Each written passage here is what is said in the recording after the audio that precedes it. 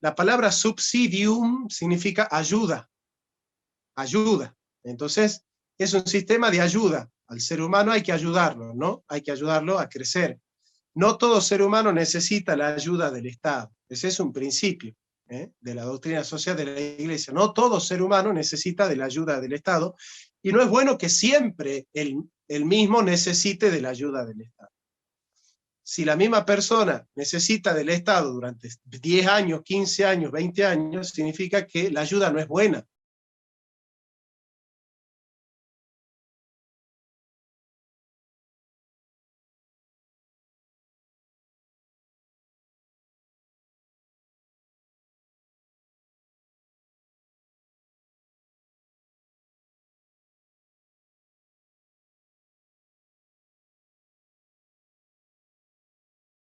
La cuestión social termina siendo importante claramente porque no hay ninguna ideología que se implemente de manera absoluta. El capitalismo puede sostenerse con cualquier ideología de base. Por ejemplo, en China, la ideología política es el comunismo. Sin embargo, el sistema económico es el capitalismo. Entonces, el capitalismo, como es un sistema de producción de mercancías, puede producir mercancía en cualquier contexto ideológico. En el liberalismo, en el peronismo, en el socialismo, incluso en el anarquismo. Entonces, a nosotros no nos interesa tanto ver qué sistema es más consonante con el capitalismo, que eso no nos interesa a nosotros, ni defenderlo ni atacarlo al capitalismo, sino defender al hombre dentro de cualquier modo de producción. ¿Ah? Si viene otro modo de producción, seguiremos con la misma doctrina, con la doctrina que es defender al hombre de los abusos del Estado y los abusos del mercado, ¿no? Entonces hoy hay quienes protegen al hombre de los abusos del Estado, pero no de los abusos del mercado. Y otros al revés, protegen al hombre de los abusos del mercado, pero no de los abusos del Estado. Y nosotros tenemos que proteger al hombre de todos los abusos, los del Estado y los del mercado, ¿sí? Y para eso estudiamos doctrina social de la Iglesia, ¿sí? La Organización Mundial de la Salud dijo en el año 2015 que hay 1.100 millones de gente que padece hambre en el mundo. 1.100 millones de personas que padecen hambre en el mundo. Y claramente es un sistema como modo de producción que necesita de un complemento, que es porque el sistema capitalista sabe producir riqueza, pero no las redistribuye. Entonces hay que ver de qué manera se redistribuye la riqueza, pero habiéndola producido. No se puede redistribuir lo que no se ha producido. En particular, ahora estamos en el principio de subsidiariedad y su fundamentación en la libertad humana. La palabra subsidium significa ayuda, ayuda. Entonces, es un sistema de ayuda. Al ser humano hay que ayudarlo, ¿no? Hay que ayudarlo a crecer. No todo ser humano necesita la ayuda del Estado. Ese es un principio de la doctrina social de la Iglesia. No todo ser humano necesita de la ayuda del Estado, y no es bueno que siempre el mismo necesite de la ayuda del Estado. Si la misma persona necesita del Estado durante 10 años, 15 años, 20 años, significa que la ayuda no es buena. Ninguna ayuda es buena, así como ninguna persona puede estar en el psicoanalista 20 años. Sí, porque lo que hacen muchos psicoanalistas es hacerte dependiente del psicoanálisis. Entonces, el objetivo de la psicología y del psicoanálisis no es que vos estés perpetuamente en el diván. Entonces, ese no es el objetivo. El objetivo del médico no es que estés toda la vida tomando el medicamento.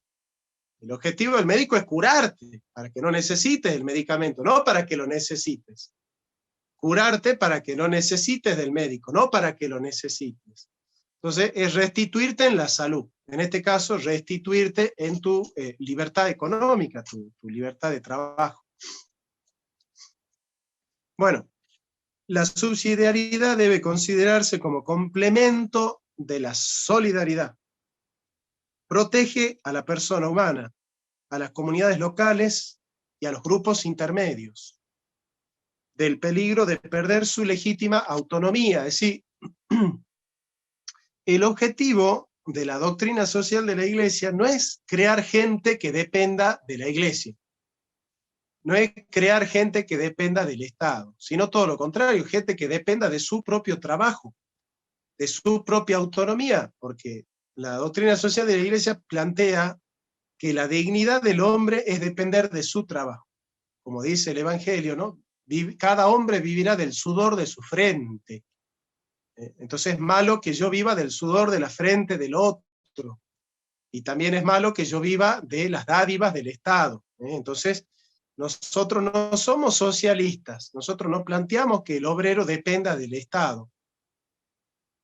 No, no, no. Tampoco que el Estado dependa del obrero.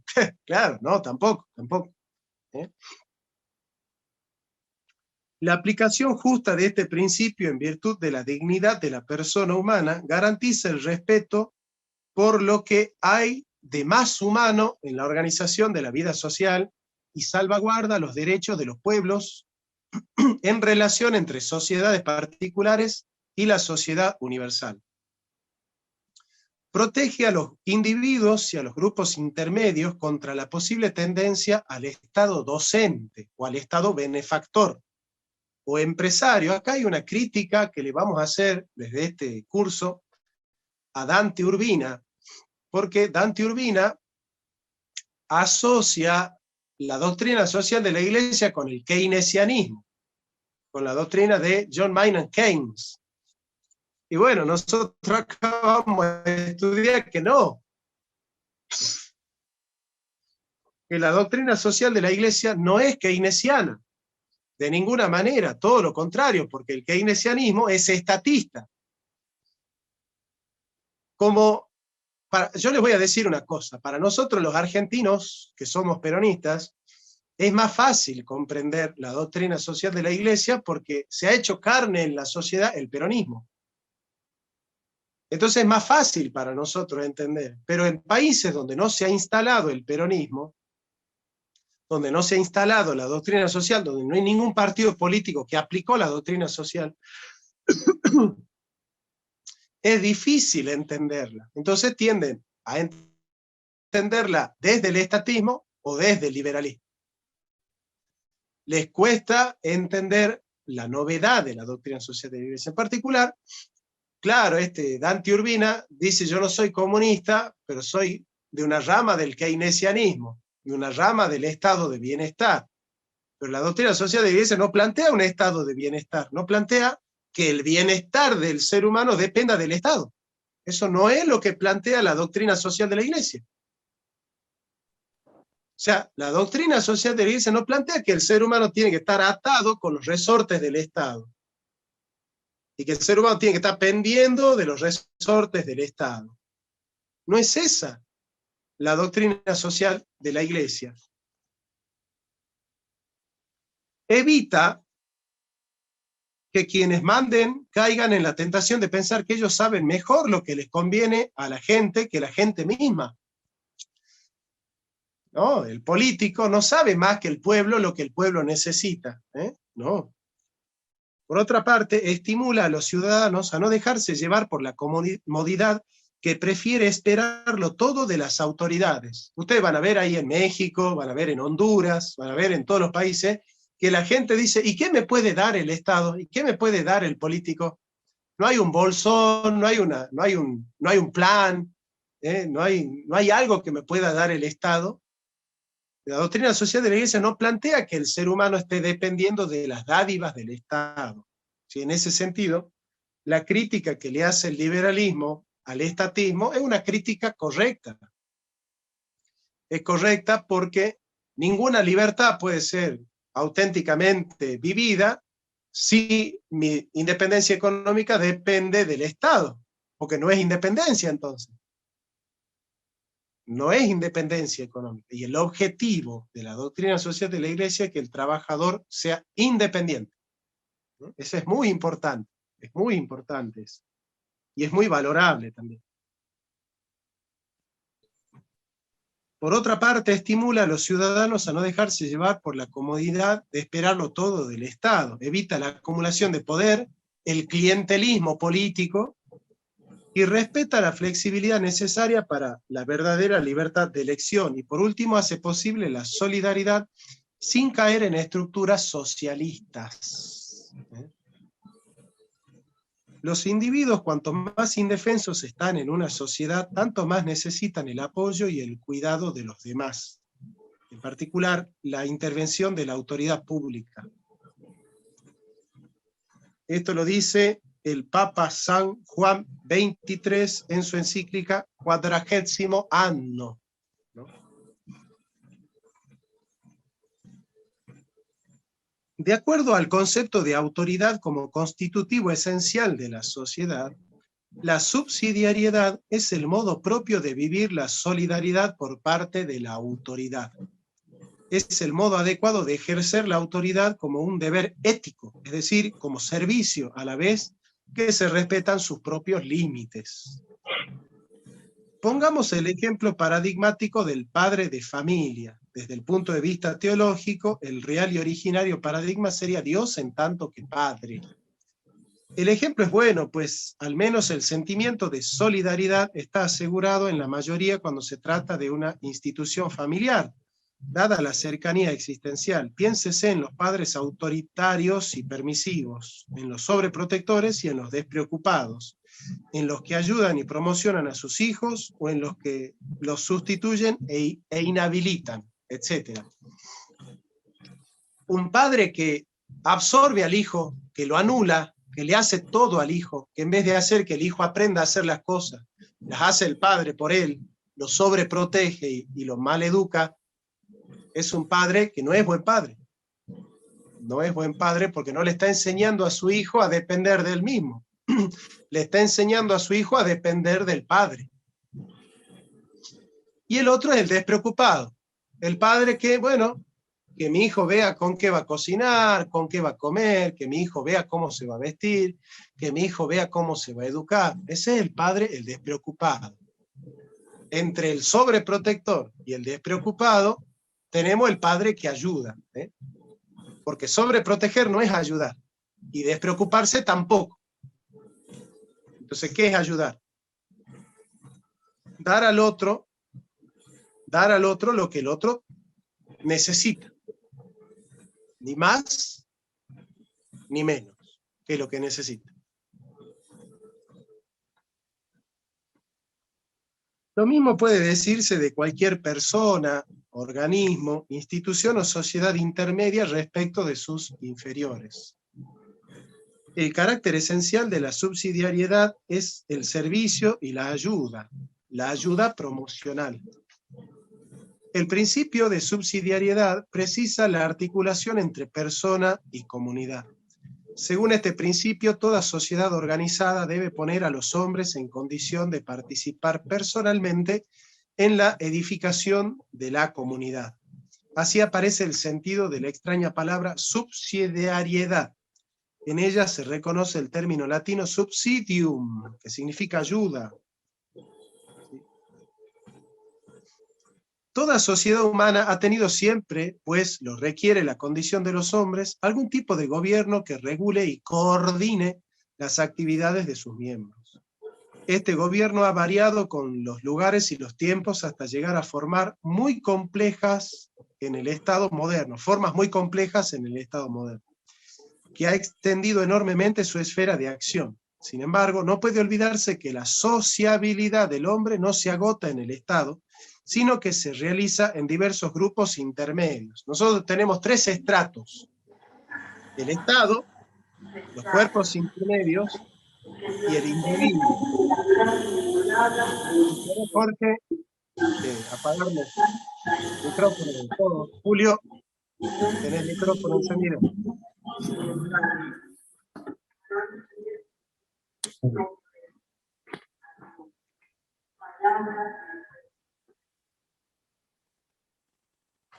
Bueno, veamos si hay. Entonces, tenemos el individuo, que es el átomo, la célula, la familia, los cuerpos intermedios, que son las organizaciones libres a través de las cuales los individuos sociabilizan entre sí mismos, y el Estado, que es el cuerpo de instituciones que legitiman esa sociedad, ¿no? El Estado es el cuerpo de instituciones. Pero claro, ¿dónde está la fuerza de la vida? ¿En el individuo aislado de la comunidad? ¿En la comunidad, que son los cuerpos intermedios, o en el Estado? ¿Qué les parece a ustedes? ¿Cuál es el centro de la vida humana? La comunidad. Bien, Tere, la comunidad. La comunidad, los cuerpos intermedios. Ahora, ¿desde dónde hace política el socialismo? ¿Desde el individuo, desde la comunidad o desde el Estado?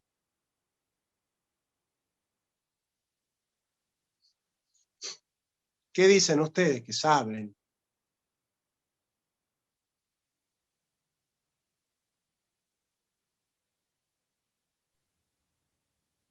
No hay problema, Julio. Hola, Jonathan. Henry, ¿cómo andás?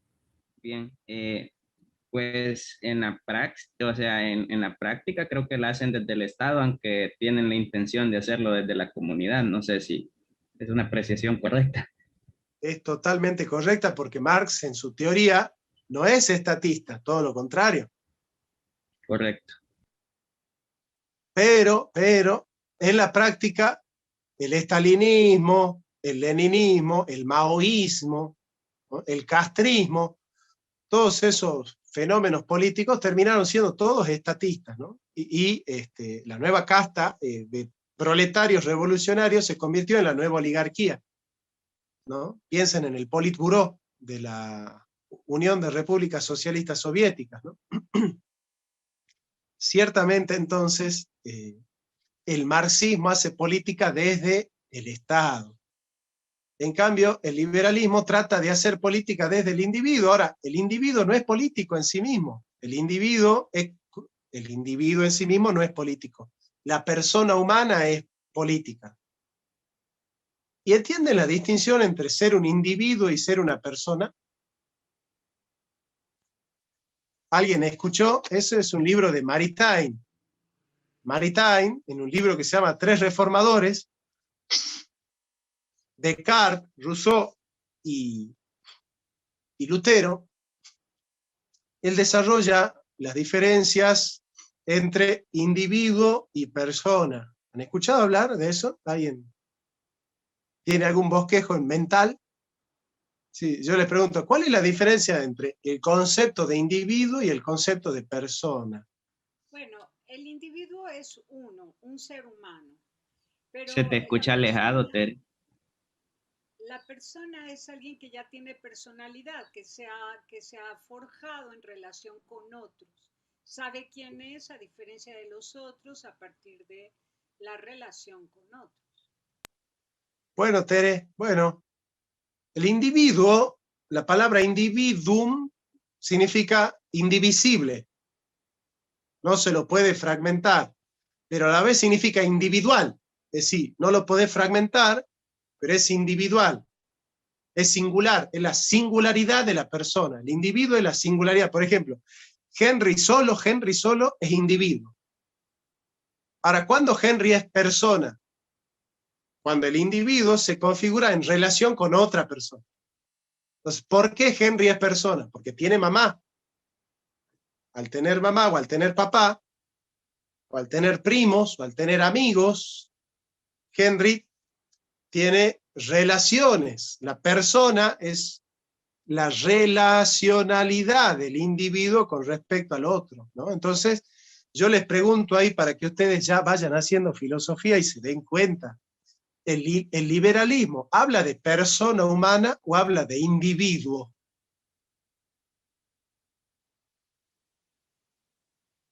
Henry, tenés el micrófono apagado.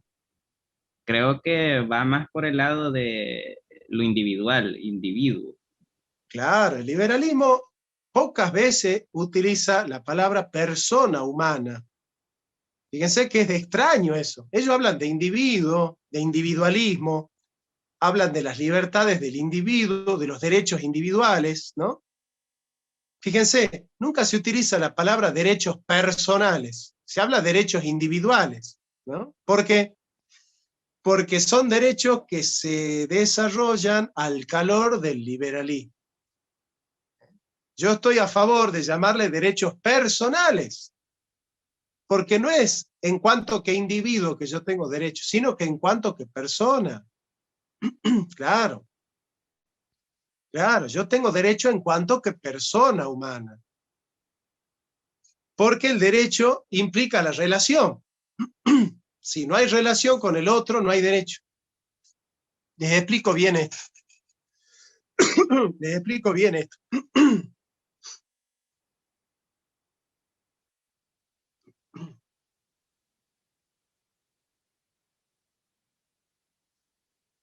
Yo soy justo en la medida en que yo le doy su derecho al otro. Y el otro es justo en la medida en que me da a mí mi derecho. Derecho es lo que yo doy, justicia es lo que yo recibo. Hay una reciprocidad de derechos en la justicia, ¿no? Yo soy justo cuando doy el derecho al otro, porque ser justo es darle a cada uno lo suyo. Entonces, no puede ser el individuo el sujeto del derecho, porque el individuo no está pensado desde la relacionalidad. Y es por esa relacionalidad que yo tengo derechos, porque el liberalismo ha pensado los tres derechos fundamentales: vida, bienes y libertad. Pero la vida es mi vida, no la vida del otro. Es mi propiedad, no la propiedad del otro. Es mi libertad, no la libertad del otro. Entonces, fíjense cómo Kant va a decir que mi derecho termina donde comienza el derecho del otro. ¿Qué crítica le pueden hacer a ese concepto de derecho de Kant? Mi derecho comienza donde termina el de Tere, y el derecho de Tere comienza donde termina mi derecho. Que no Sí, hay, Tere, habla más fuerte, a ver. no hay perspectiva de comunidad, no hay noción de relación, no hay el nosotros. Bien, eso es fundamental lo que dice Tere. Y además, que esto es, yo creo que es más importante todavía, que mi derecho y el derecho de Henry no tienen relación. Nunca se comunican mi derecho y el derecho de él. Entonces no podemos hablar de un derecho colectivo. ¿Por qué no hay un derecho colectivo? No, porque el mío termina donde comienza el tuyo. Fíjate, nunca puede existir esto en el derecho liberal. Siempre es el tuyo, comunidad compacta, tu derecho es tuyo propio y entero y completo en sí mismo, y mi derecho es mío propio, entero y completo en sí mismo. Entonces tu derecho y el mío nunca se asocian, nunca forman una comunidad de derecho. Eso le iba a decir, profe, que yo había escuchado que ese concepto de que el derecho mío termina donde empieza el del otro era como una visión liberal del derecho, como que nosotros no teníamos que cultivarla. Por ahí escuché alguna vez una crítica. Totalmente, totalmente, que es un concepto liberal. De hecho, Kant es el padre del liberalismo filosófico, ¿no? Henry. Me ponía a pensar en un ejemplo. Por ejemplo, un ser humano adulto y un niño tienen hambre. Bajo esa lógica, yo tendría que darle de comer, o sea, bajo ese peso, al ser humano adulto y sin sopesar, digamos, la condición de niño, que desde una perspectiva el niño tendría más derecho de ser alimentado por una cuestión de necesidades biológicas. Entonces yo creo que, no sé si me doy a entender un poco, pero creo que en esas cuestiones de ese tipo, si lo vemos desde un punto de vista desde donde termina el derecho del otro, se excluyen, digamos, cosas donde o situaciones donde sí, digamos, hay que hacer justicia al más indefenso, en este caso, ¿verdad?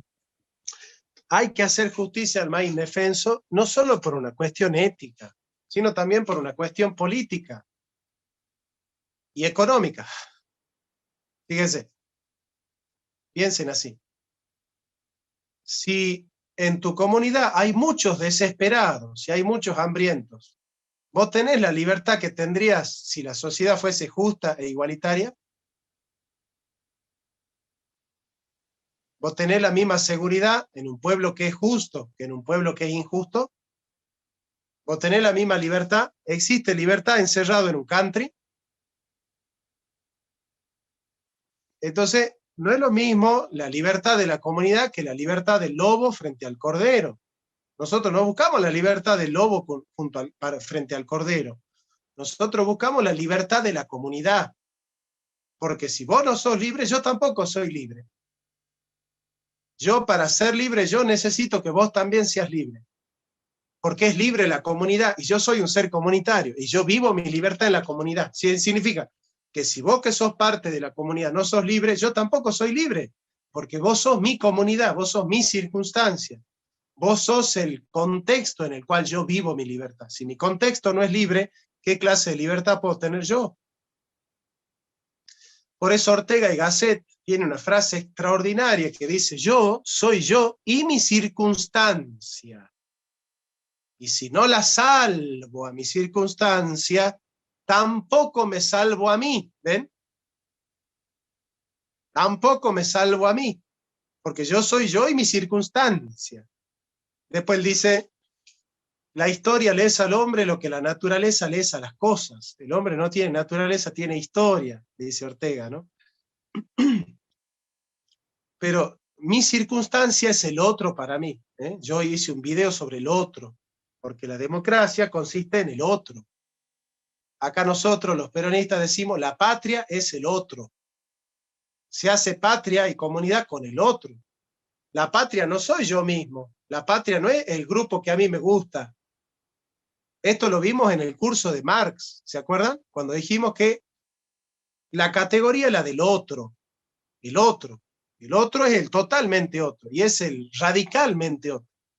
Y es radicalmente otro porque el rostro del otro es irreductible. Yo no puedo desintegrarlo a Henry en mi propio proyecto de vida y decir que Henry es hombre porque participa de mi proyecto de vida. Yo no puedo resumirlo, yo no puedo reducirlo, yo no puedo desintegrarlo a Henry en mi proyecto de vida, ¿se entiende? Porque Henry, diría Derrida, es la différence, es diferente. Lo que está planteando la posmodernidad es otro, y no tiene por qué ser igual a vos, y vos no lo tenés que querer porque es igual a vos.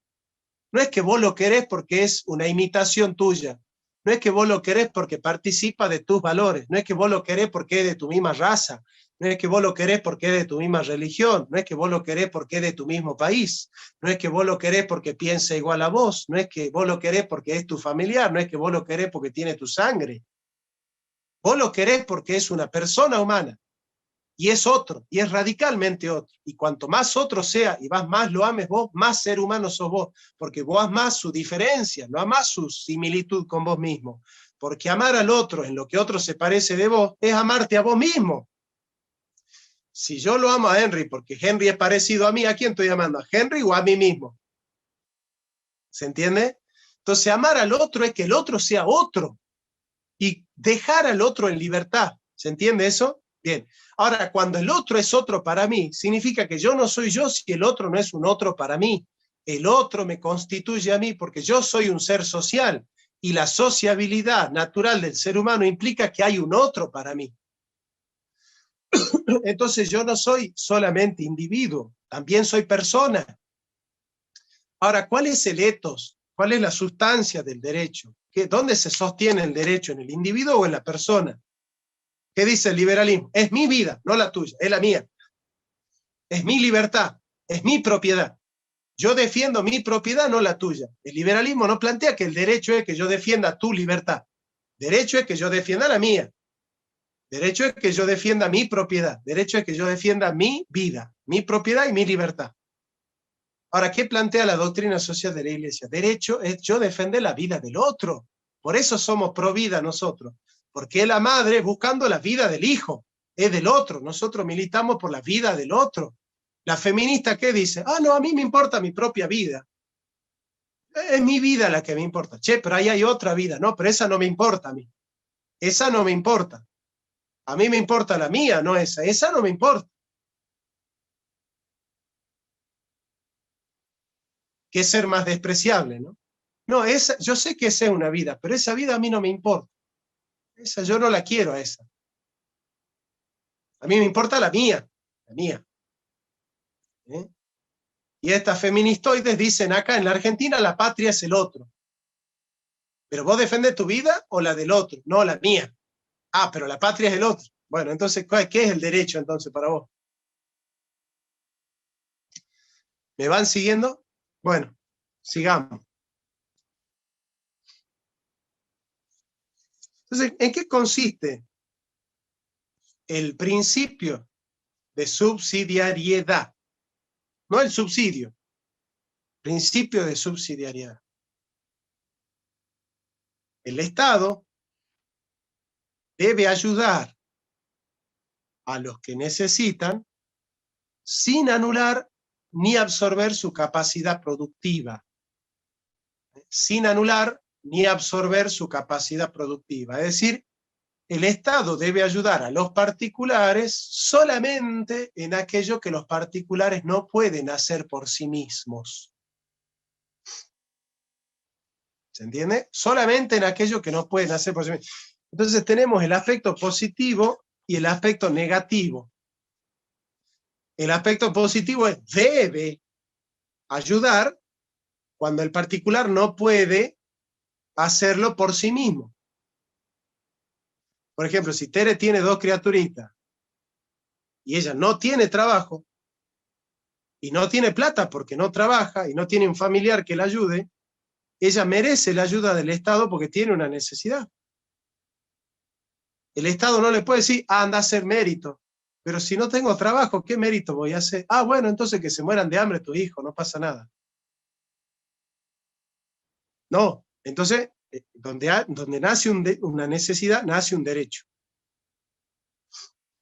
Ahora, el Estado le tiene que dar a Tere todos los medios para que ella pueda producir riquezas y depender de sí misma. El Estado no tiene que darle a Tere durante 1 año, 2 años, la comida. Tiene que darle las herramientas para que ella pueda trabajar y producir riqueza y tener un salario con el cual darle de comer a sus hijos. ¿Se entiende que no es lo mismo que el Estado te lleve la comida a que el Estado genere las condiciones para que un particular pueda darte trabajo? Porque no es lo mismo que el Estado te dé trabajo en el Estado a que el Estado promueva el trabajo dentro de los particulares, ¿se entiende? Si no, vamos a pensar que se soluciona el problema de la desocupación armando un Estado enorme y que todo el mundo vaya a trabajar para el Estado. Porque las riquezas no las produce el Estado, las produce los privados. Bien, entonces el aspecto negativo es que el Estado no debe ayudar a un particular cuando el particular puede hacerlo por sí mismo. ¿Se entiende? Cuando el particular puede hacerlo por sí mismo. ¿Entendieron? El aspecto positivo debe ayudarlo cuando el particular no puede por sí mismo y no debe ayudarlo cuando el particular puede por sí mismo. Ahora, acá nosotros tenemos por defecto y por exceso 2 concepciones falsas del subsidio. Por un lado, el liberalismo. El liberalismo plantea el aspecto negativo, no ayudes, no ayudes. Entonces, cuando Zanotti explica el principio de subsidiariedad, él dice, no ayudes. Porque es cierto que en el aspecto negativo dice, no ayudes cuando el otro puede. Pero se olvida del lado positivo, Zanotti. Ayuda cuando el otro no puede. Ah, no, es que sí puede, te dice. Es que sí puede. Tiene 2 manos, tiene 2 piernas, tiene cabecita, entonces puede. Porque esta gente que habla nunca estuvo desocupada y nunca ha pasado hambre. Ellos creen que, en el fondo, los que no trabajan son vagos. Ellos siempre que hablan del pobre, dicen, los pobres son vagos, por eso no salen adelante. En cambio, nosotros somos gente muy laboriosa, gente muy trabajadora, y por eso nosotros tenemos riqueza, porque somos muy, muy trabajadores y laboriosos, ¿no? Bien. Entonces, el kirchnerismo, por ejemplo, acá en la Argentina, ayudó en aquello que nosotros sí podíamos hacer. Por ejemplo, los argentinos podíamos pagar la luz, lo que salía a la luz, podíamos pagar el agua, lo que valía el agua, podíamos pagar el gas, lo que valía el gas. En Argentina sí se podía. En el momento del kirchnerismo, los argentinos nos alcanzaba para poder pagar la luz lo que valía, el gas lo que valía y el agua lo que valía. Ahora, ¿qué hizo el kirchnerismo? Nos subsidió en aquello que no necesitábamos hacer. Y para subsidiar, ¿qué hizo? Tuvo que emitir moneda. Cuando emitió moneda, ¿qué generó? Inflación. Entonces, toda la plata que teníamos nosotros en el bolsillo no alcanzaba. Y como no pagábamos los servicios, tenía que imprimir plata, ¿para qué? Para poner plata en nuestro bolsillo, para planificar la demanda. Ahora, cuando nosotros, desde la demanda, aumenta la demanda, pero la producción no aumenta, ¿qué es lo que pasa con el precio? Hay inflación. Pero ¿qué pasa con el precio? Claro, Sube. el precio sube. Hay inflación porque el precio sube, ¿no es cierto? Entonces, cuando ellos planificaron la demanda, nos pusieron plata en el bolsillo, pero no aumentaron la producción. Entonces aumentaba la demanda de los bienes, pero no aumentaban los bienes. Y eso generó inflación en el kirchnerismo. Y nosotros teníamos subsidios que no necesitábamos. Cuando nosotros lo que necesitábamos era que esté bajo el precio del gas, que lo subieron, y el precio de la nafta, que lo subieron, y el precio del petróleo, que lo pusieron al dólar. O sea, fíjate, ¿no? El precio que tenían que controlar, que era el del petróleo, no lo controlaron. Y el precio que no tenían que controlar, que era el de la luz, el agua y el gas, lo controlaron. Entonces, cuando vino Macri, ¿qué dijo Macri? Che, las facturas están atrasadas porque los argentinos no están pagando la luz lo que tienen que pagar, el agua lo que tienen que pagar y el gas lo que... Entonces sacó esos subsidios y creó que es 13% más de pobres en el país. Ahora, ¿por qué surgieron con una medida 13% de pobres? Es decir, casi 3 millones, 4 millones de pobres en la Argentina. Con una sola medida que tomó Macri. Porque la clase media que ha creado el kirchnerismo era ficticia. Ninguna clase media real puede convertirse en pobre en 2 semanas. Es decir, si un político te genera una pobreza tremenda en una semana, en 2 meses, porque Macri lo que vino a hacer es a generar más pobres, no hizo otra cosa Macri. Digamos, no es que nosotros podemos decir, no, mira, Macri hizo más pobre y además esto, no hizo nada. Lo único que hizo fue aumentar el precio de la comida y de las facturas. ¿Qué es lo que nos mandaron a hacer? Macri llegó para hacer eso, nada más. Hizo lo que tenía que hacer y se fue. Ahora, el asunto es, ¿por qué generó tantos pobres Macri en una semana? Porque la clase media argentina estaba sostenida con los resortes del Estado. Nosotros acá en la Argentina decimos, está matada con alambre. Atada con alambre. Entonces vino Macri, cortó el alambre y se hizo pobre en 2 días la persona. En 2 días. Una persona que depende de sí misma y de su trabajo no se puede hacer pobre en 2 días, en 2 meses, porque hay una inercia en el desarrollo, hay una inercia.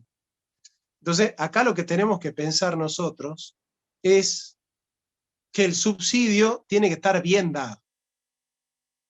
Por ejemplo, si Tere necesita, porque está pasando hambre y necesita trabajar, yo le tengo que dar la comida o le tengo que dar la herramienta con la cual ella puede producir la comida o producir lo necesario para vender y para vivir de lo que venda. Entonces acá en la Argentina el peronismo no te daba la plata, te daba la máquina de coser para que la señora haga la ropa y venda la ropa. ¿Se dan cuenta? Entonces, lo que hay que pensar es en darte los instrumentos para que vos produzcas riqueza, no para que vos dependas de lo que produce el Estado, porque el Estado no produce riqueza. Lo que hace el Estado es sacar riqueza a los que sí la producen. Ahí es donde estamos metidos. De hecho, profe, en los primeros 10 años del peronismo siempre hubo pleno empleo. O sea que no se puede decir que que el peronismo propiciaba el tema de los planes ni de los pobres. No, por supuesto que no. El peronismo ha Eso es una generado... historia del 2001 para adelante. El peronismo nunca propició la cultura del trabajo.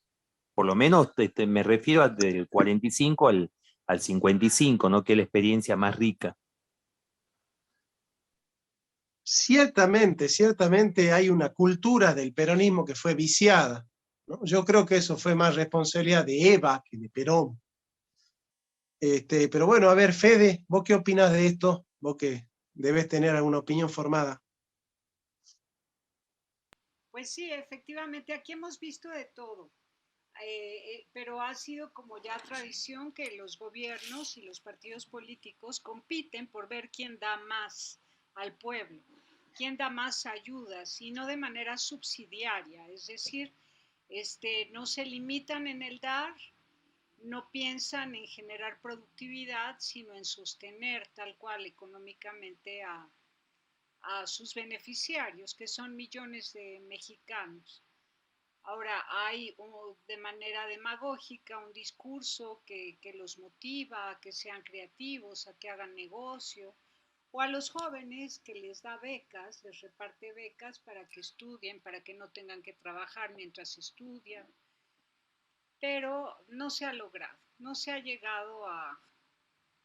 Pero además, ahora llegamos a un punto en el que las ayudas sí se han convertido en necesarias, ¿sabes? Primero era para ganar votos, pero al haber permitido que avanzara el sistema económico neoliberal, están los mercados tan acaparados por los monopolios que cualquier empresa fracasa.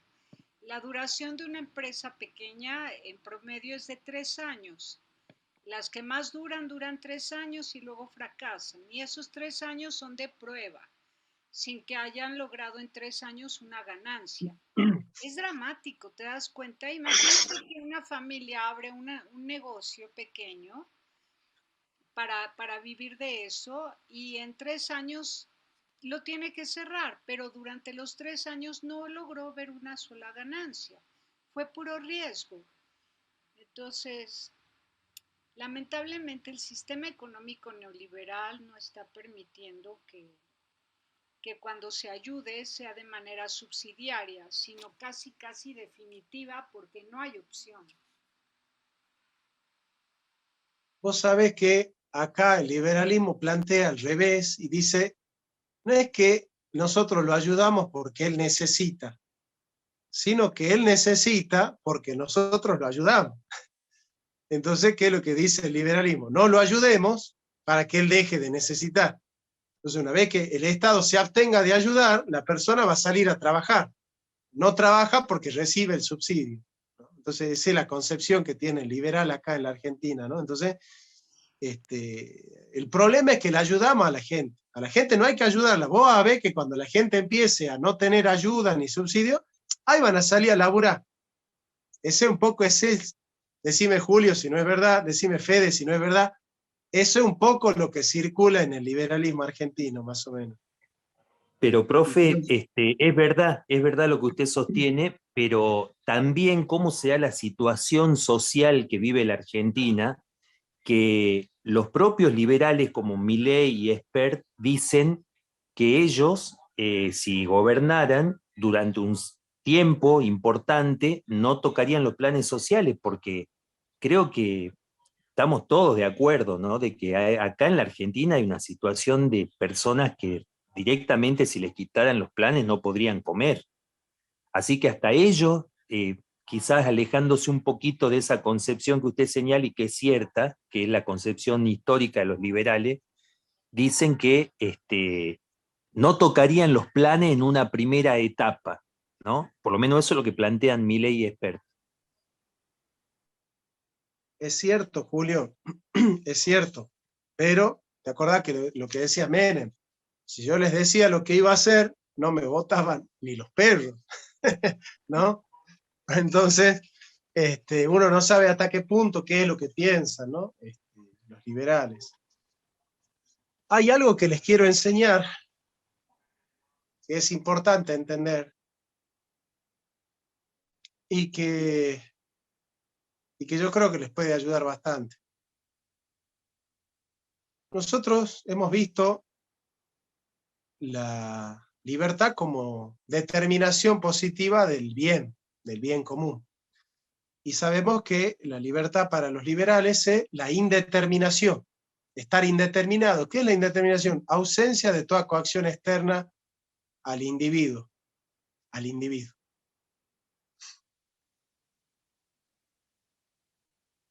Ahora, vamos a pensarlo al liberalismo en dos fases distintas. Y hoy, Tere va a salir un poco más liberal que antes, con esto que le voy a decir. Mirá. Vamos a pensarlo al liberalismo frente al Estado y al individuo frente a la moral. Frente al Estado y frente a la moral. ¿Sí? Presten atención, frente al Estado y frente a la moral.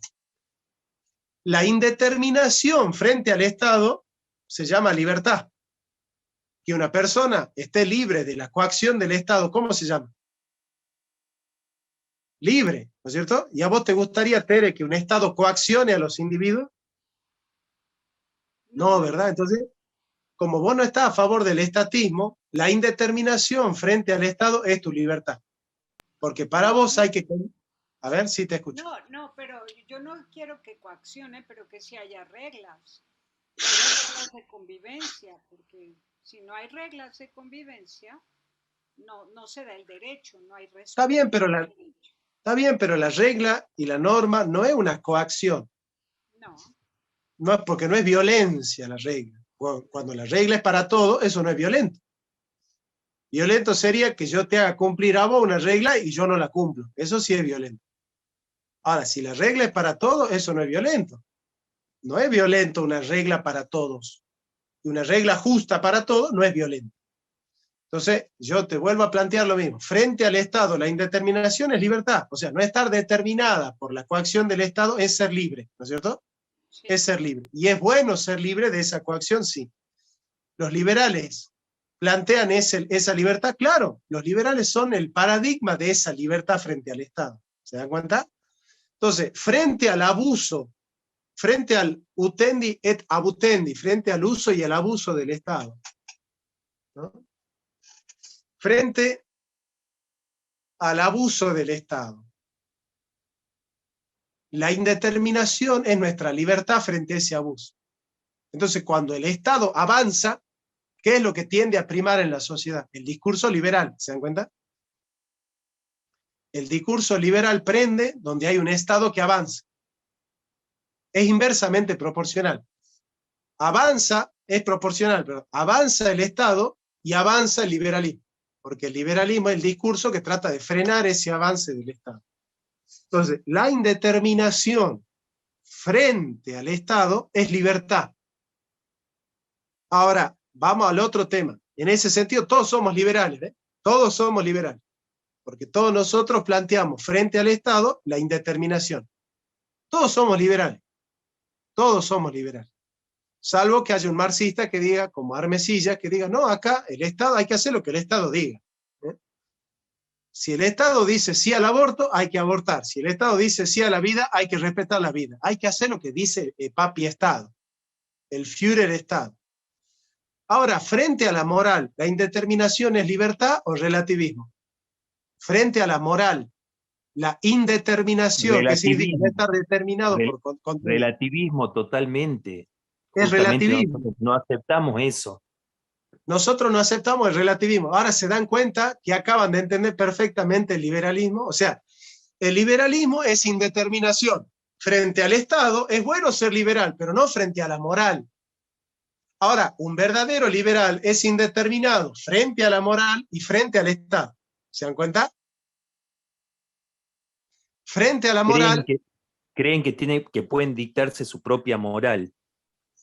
Totalmente. Entonces, frente a la moral son indeterminados y frente al Estado también indeterminados. Entonces, el verdadero liberal es Gloria Álvarez, no Agustín Laje. Porque Gloria Álvarez frente a la moral es relativista y frente al Estado es indeterminante. Entonces, la indeterminación de Gloria frente al Estado la lleva a plantear el libre mercado. Y frente a la moral, el relativismo. Entonces, Gloria Álvarez es liberal en todo. Agustín Laje es liberal frente al Estado, pero frente a la moral es conservador. Entonces, no utiliza en la moral el mismo concepto de libertad que está utilizando en la política.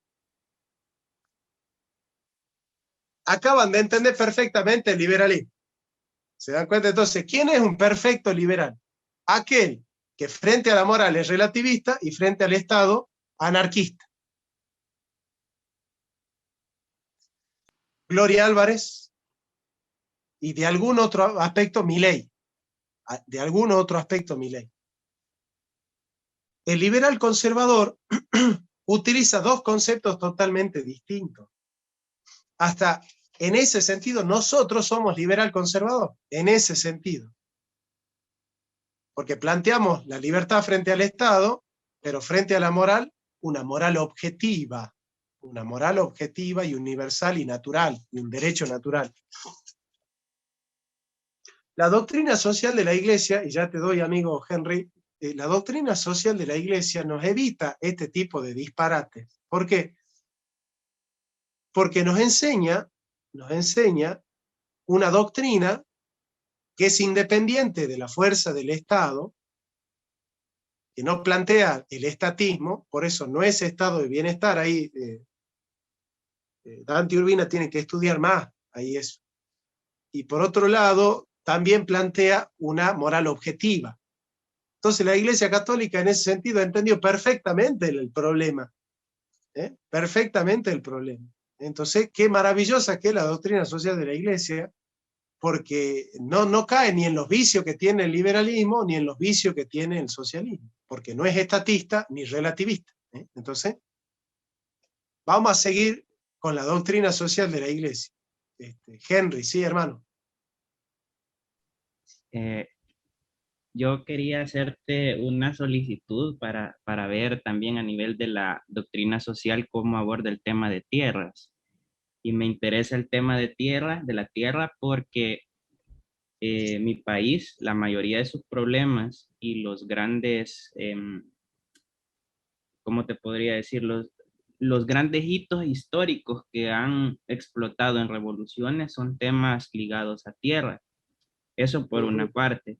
Luego quería aportar un poco porque tenemos la fortuna en mi país de que un filósofo dejó una doctrina política que me parece bastante humanista y muy acorde también a los principios que la doctrina social, o bueno, de los principios que estamos aprendiendo en estos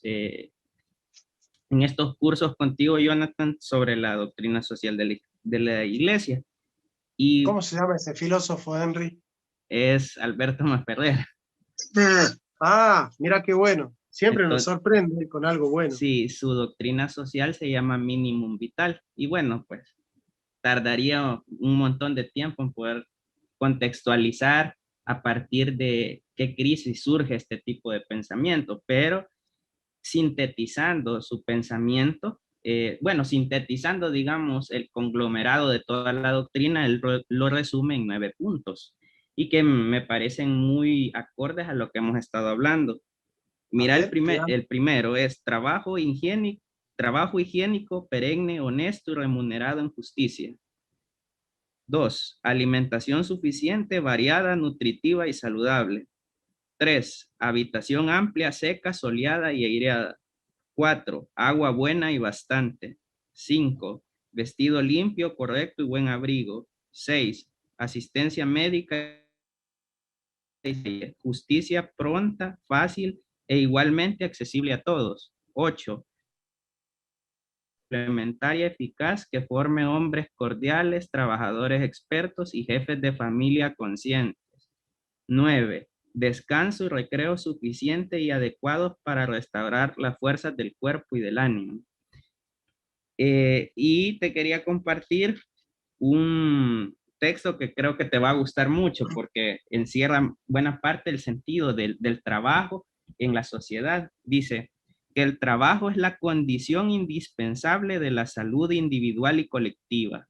en su triple aspecto de salud corporal, moral y mental, entendida la salud como llave del bienestar, de la concordia y del progreso, y que por consiguiente la aspiración y el deber más alto son para cada uno vivir de un trabajo honesto, lícito y benéfico para la comunidad. Che, Henry, ¿este filósofo fue católico alguna vez o no? Fíjate de que sí, o sea, por la época en que él nace, bueno, sus principios son católicos. Luego podemos ver que él toma una tendencia más deísta. Sin embargo, en un editorial que él escribe allá por 1928 para un periódico del cual él era director, él explicita de que su doctrina social es cristianismo puro. Mirá qué interesante. O sea, es un tipo que fue tomando de todas sus experiencias, nunca rechazó toda su experiencia pasada, sino que fue aprendiendo de cada paso que dio para armar todo un proceso, ¿no? Un cuerpo. Sí, por una parte, esta es digamos, su propuesta política, y también, de hecho, tiene una propuesta como parecida a lo que llamaríamos un Tao, un camino que él llamó la religión universal, que son, si no me equivoco, 31 principios universales que la humanidad debería seguir para tener concordia y paz. Te lo Che, comparto. mirá, eso me hizo acordar el proyecto de Hans Küng, cuando Hans Küng decía que para que haya paz en el mundo tiene que haber paz entre las religiones, ¿no?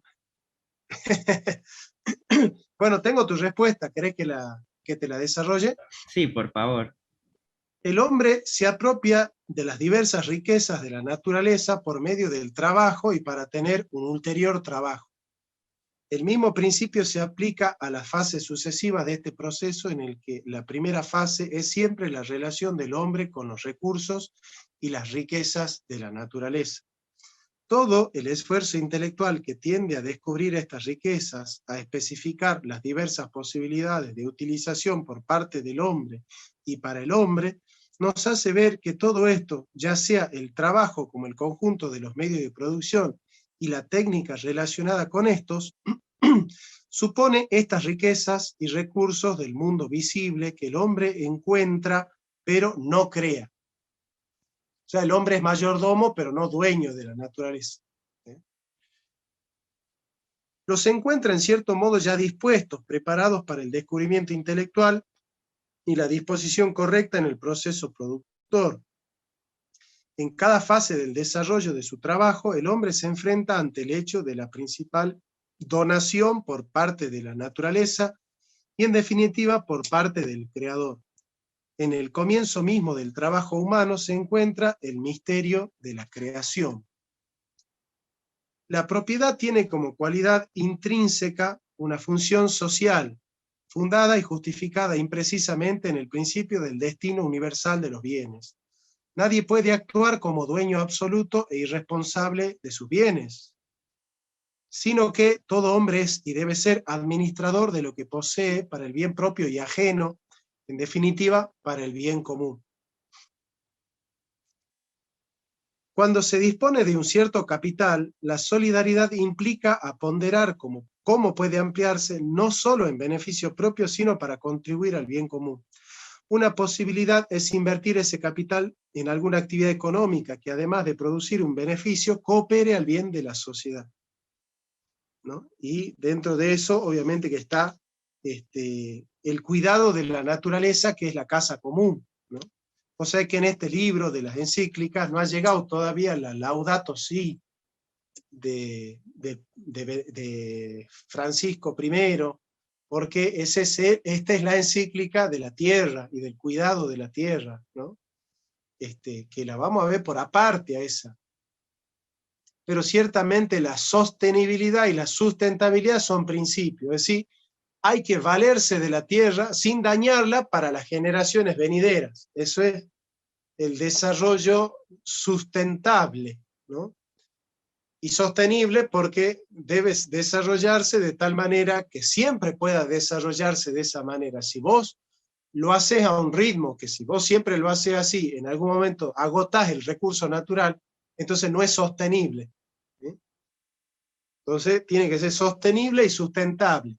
Yo creo que ese principio ecológico de la doctrina social de la Iglesia va muy en detrimento de las posturas esas liberales, ¿no? Así de el libre acceso, ¿no? A los recursos, ¿no? Cristian Amaud, hermano, todo tuya la palabra.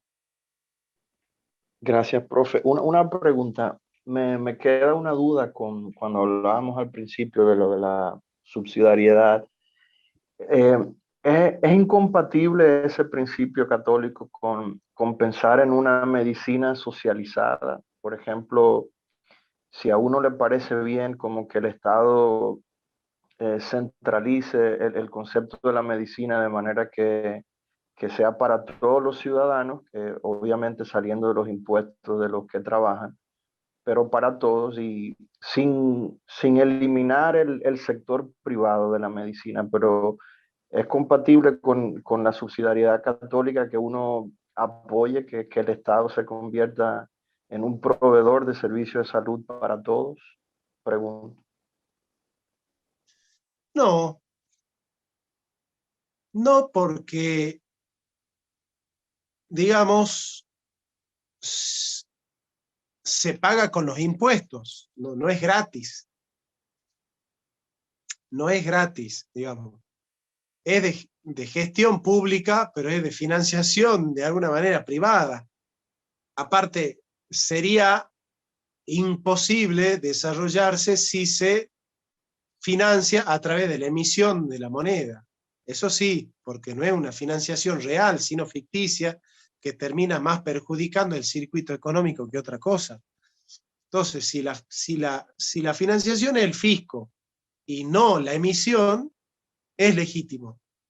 Si es la emisión, no es legítimo, porque eso va a repercutir en la inflación y la inflación daña a los que menos tienen.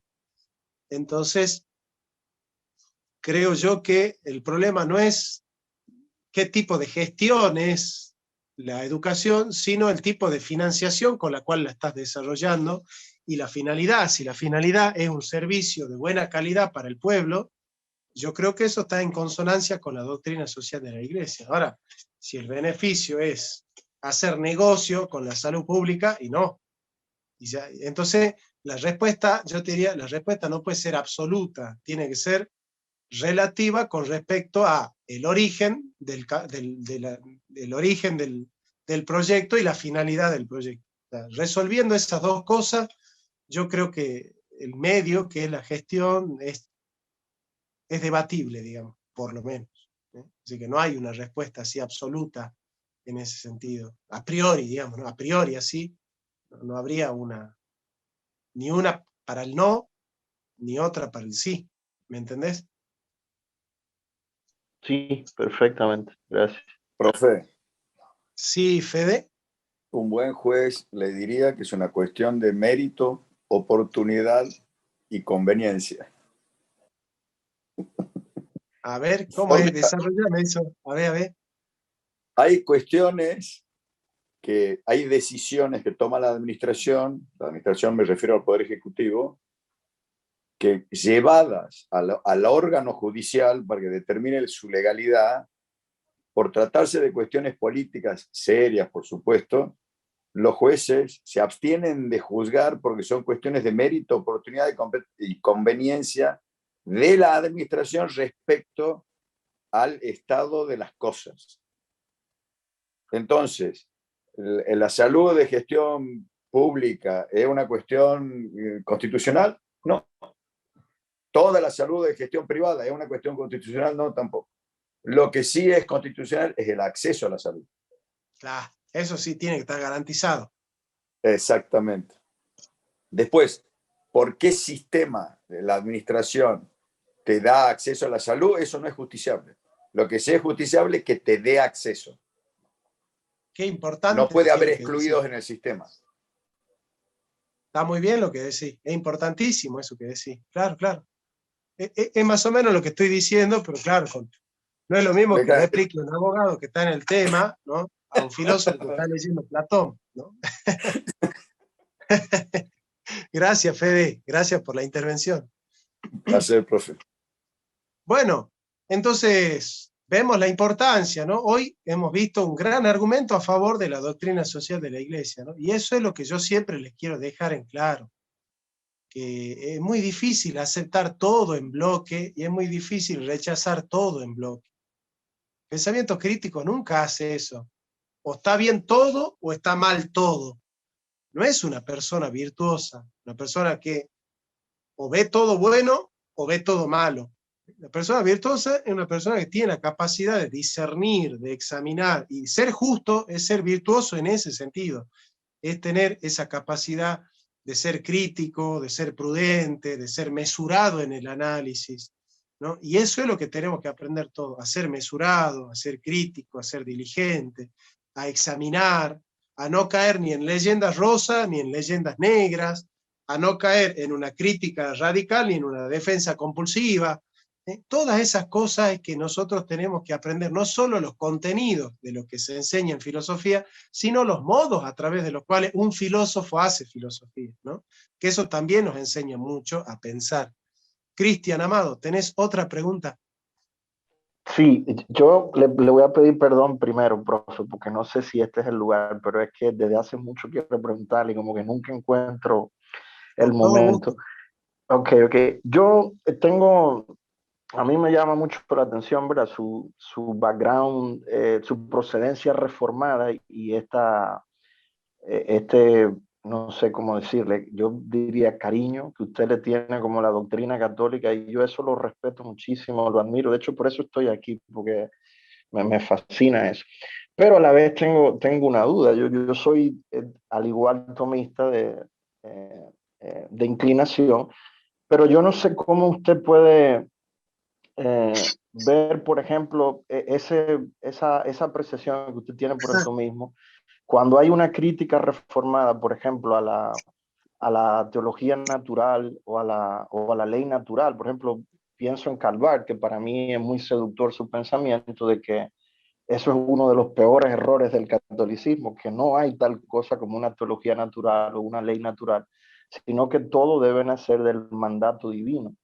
Entonces yo quisiera ver cómo usted, por ejemplo, es tan fuerte y tan incisivo en aceptar este concepto de la ley natural y de que hay algo general para todos los hombres en base a los cuales nos podemos poner de acuerdo con la ética. De hecho, ahorita mencionó a Hanskin con este proyecto que él tiene, que es más o menos ese principio católico de que todos nos podemos poner de acuerdo porque hay una ética global que trasciende la religión, pero en el protestantismo, Calvar, por ejemplo, hace una crítica durísima de esa idea y dice que la ética debe nacer desde el mandato divino, desde que Dios ha hecho la revelación. Y yo le confieso que a mí me seduce más la opinión de Barth que esta opinión católica de basarlo todo como en la ley natural, como que con eso nos podemos poner de acuerdo todos. Y eso me gustaría saber cómo usted lidia con esas cosas. No sé si me doy a entender. Vos te has dado a entender perfecto. Yo no sé si en mi vida me han hecho una pregunta más difícil para responder que esta que me acabas de hacer vos a mí ahora, porque es tan difícil la pregunta que yo le he dedicado 2 libros de toda mi obra a responder esta pregunta que estás haciendo vos ahora, ¿me entendés? Entonces, bueno, En yo tengo... serio, pues recomiéndame esos libros, profe, aunque sean en el chat, y que los compro hoy mismo, porque me encantaría Cristian, leerlos. escribime al chat privado, así arreglamos, yo te los vendo a los libros, son 2 libros, donde yo desarrollo esta temática, ¿no? Exactamente esta temática, digamos. Mirá, la pregunta que haces vos, primero es la pregunta de alguien que conoce de filosofía y de teología, es la pregunta de alguien muy inteligente y de alguien muy reflexivo, así que yo estoy acostumbrado a que mis alumnos sean inteligentes. Yo acá lo tengo a Henry, que lo lea Max Ferrer, que es un gran filósofo y siempre salta con cosas espectaculares que te dejan con la boca abierta, ¿viste? Así que tampoco es que yo me sorprenda demasiado que un alumno mío tenga esa preparación, ¿no? Así que yo por ese cariño que te tengo de que seas una persona así totalmente formada y para hacer una pregunta del tamaño de pregunta que has hecho, yo le voy a pedir permiso a mi alumno para dedicarte unos 15 minutos a darte una respuesta solamente a vos. No sé si me permiten eso. Pasen Porque, limpio la pregunta, profe. Estaría Proceda, buenísimo. profe. Se entendió, pero sería bueno que la pasen limpio. bueno, yo la voy a explicar a la pregunta y después Cristian me va a dar el ok si considera que yo la explique bien a la pregunta. El punto de partida del catolicismo se llama analogía entis. ¿Qué es la analogía del ente? Es esa capacidad que tiene el ente de remontarse al ser a través del ente. Es decir, el hombre, haciendo una analítica trascendental del ente, puede descubrir su fundamento en el ser a través de un análisis dialéctico. Por vía de la remoción, nosotros removemos las imperfecciones del ente y conocemos el ser. Entonces, de alguna manera, los universales, que son aquellas propiedades que están en todo ente por el hecho de ser un ente, que son el uno, el bien, lo bello y lo bueno, y la verdad, digamos, todas esas propiedades del ente nos permiten a nosotros encontrar las perfecciones del ser en el ente.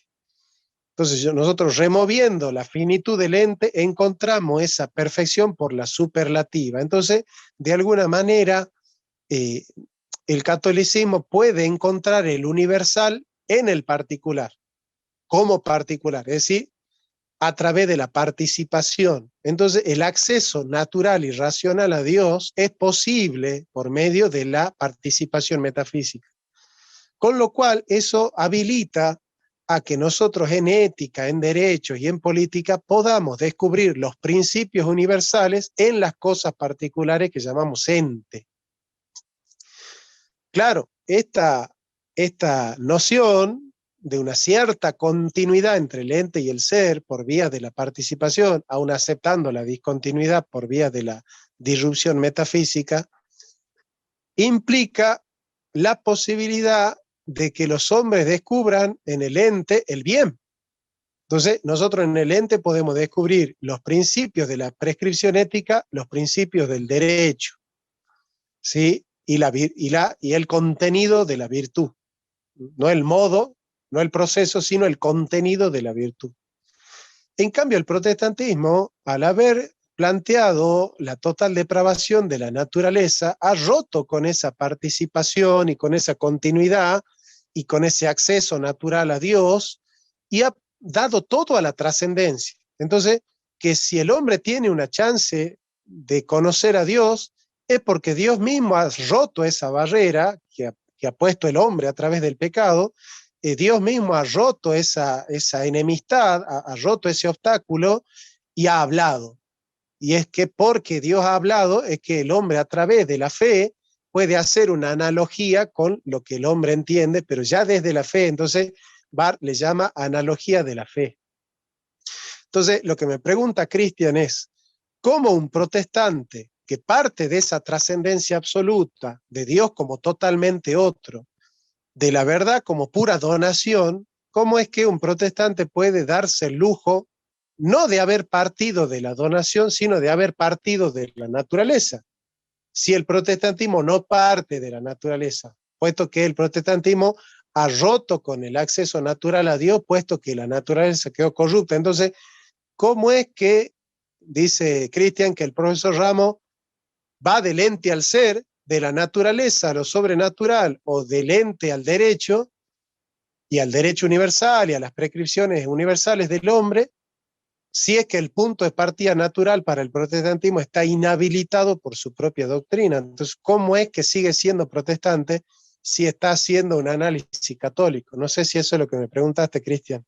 Perfectamente, obviamente usted con erudición suya, pero ese es el asunto, así mismo, perfecto.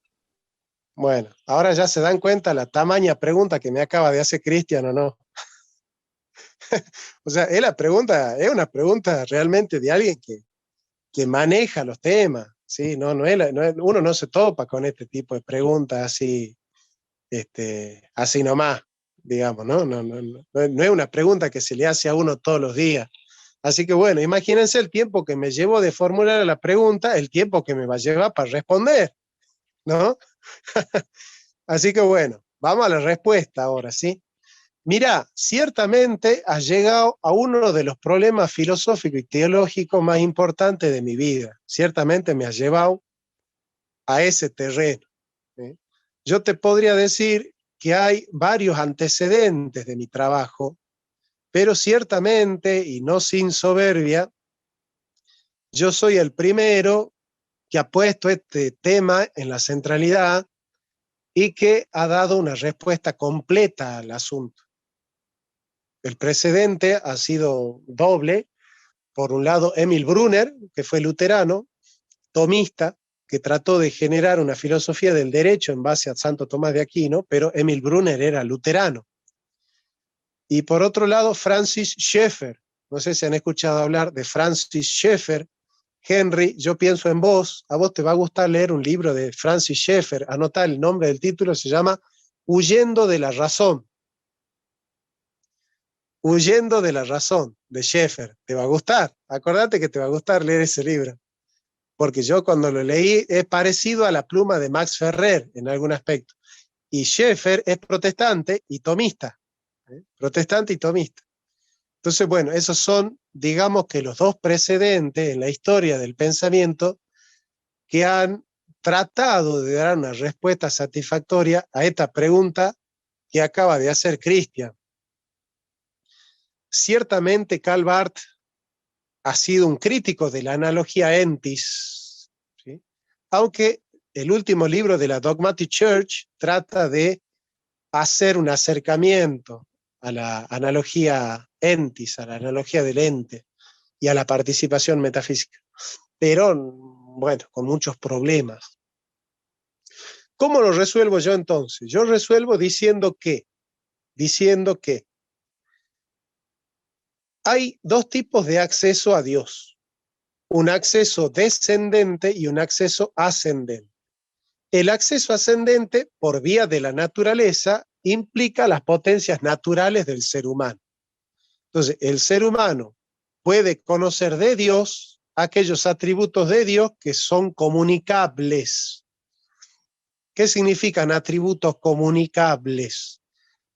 Que Dios puede, a través de la efusión y de la disrupción, Él puede promover en el ente una perfección en Dios.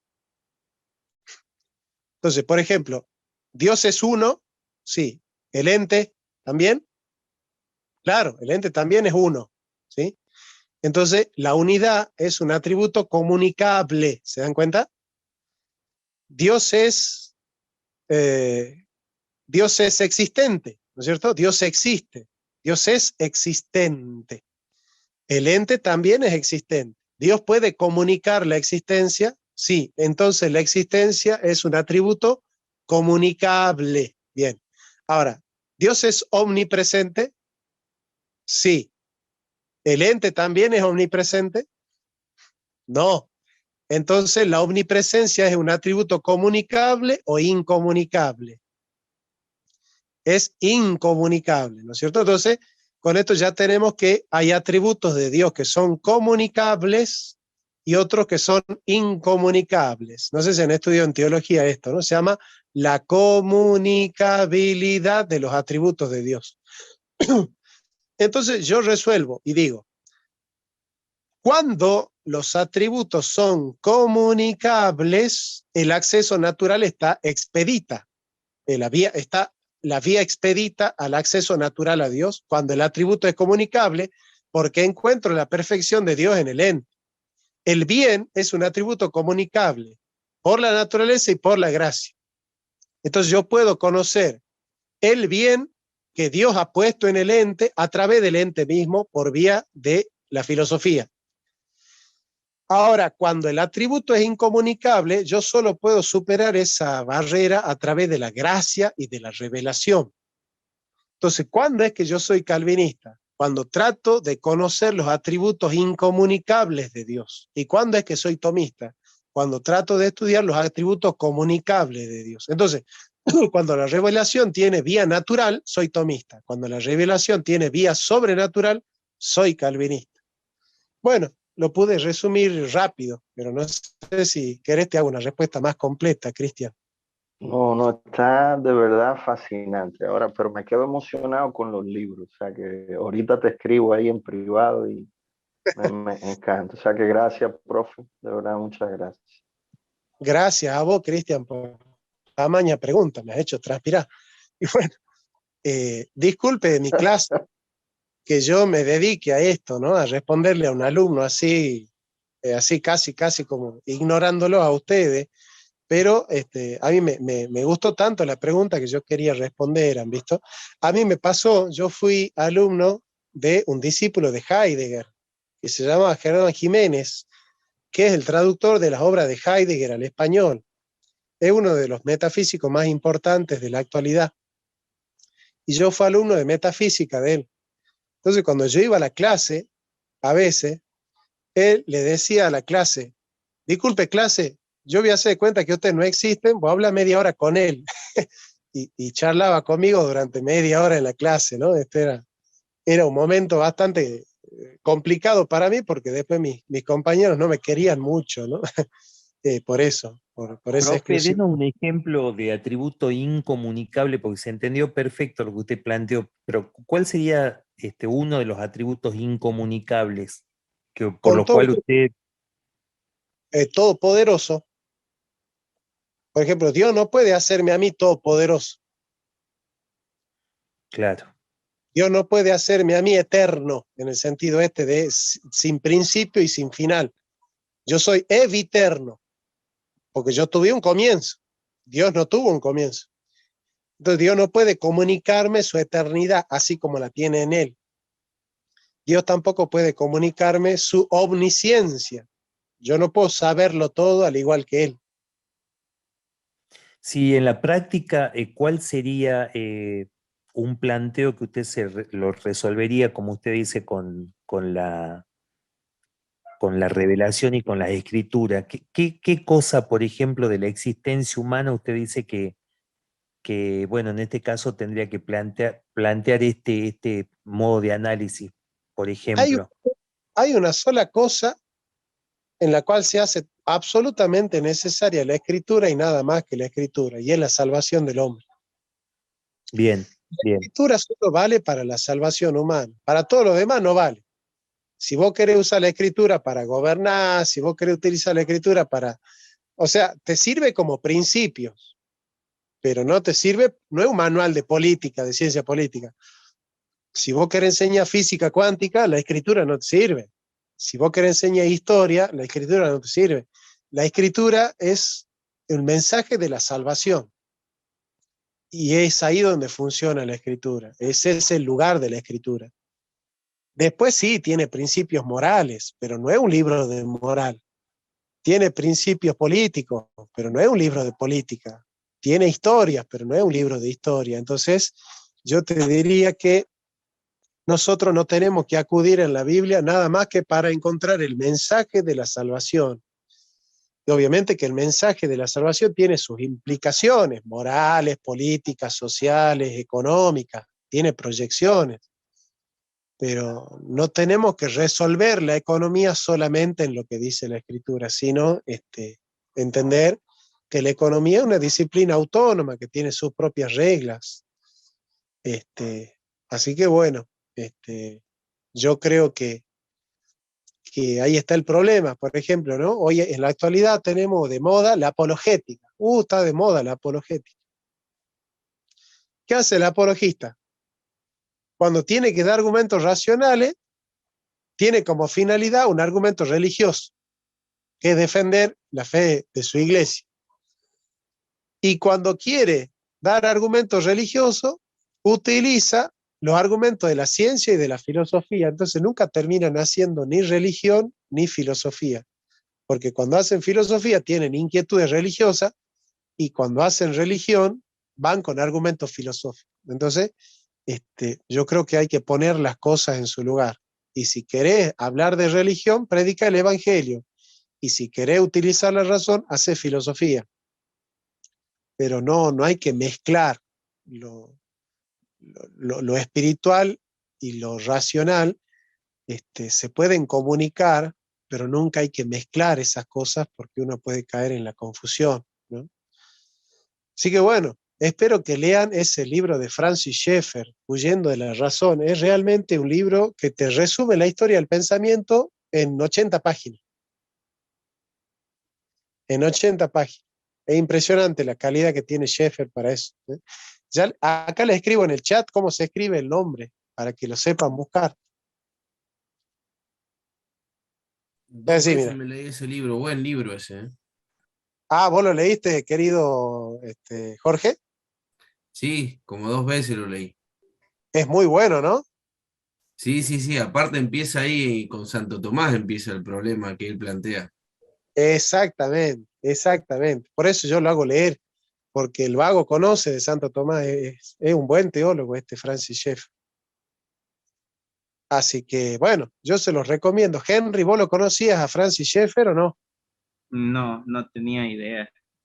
Mira, Quizás en cuanto a filosofía con tintes cristianos protestantes, el referente que conocía era Sproul. Sproul, claro, Ujú. sí, sí, sí. Sproul, que es Acá muy está, bueno. es muy bueno. Acá está el nombre en el chat. Se llama Huyendo de la razón, ¿eh? Huyendo de la razón. Sí, veo que en Amazon no está tan caro, está accesible. ¿Cuánto sale ahí? Acá manejamos dólares, $10 está el libro. Bueno, a comprarlo, Henry, a comprarlo, es una recomendación de Jorge y mía. Vale, muy bien. Bueno, estimados alumnos, muchas gracias por haberme acompañado en la clase, ¿eh? Dios los bendiga y gracias por la pregunta, Cristian. Gracias a Un usted, fuerte profe. Buenas noches, jóvenes. Gracias por esa pregunta, Cristian. abrazo. De paso entendí el concepto de participación también. Un fuerte abrazo, Henry, Tere, Matías, Fede, Jorge, Natalie, Mateo y Rodrigo. Saludos a todos.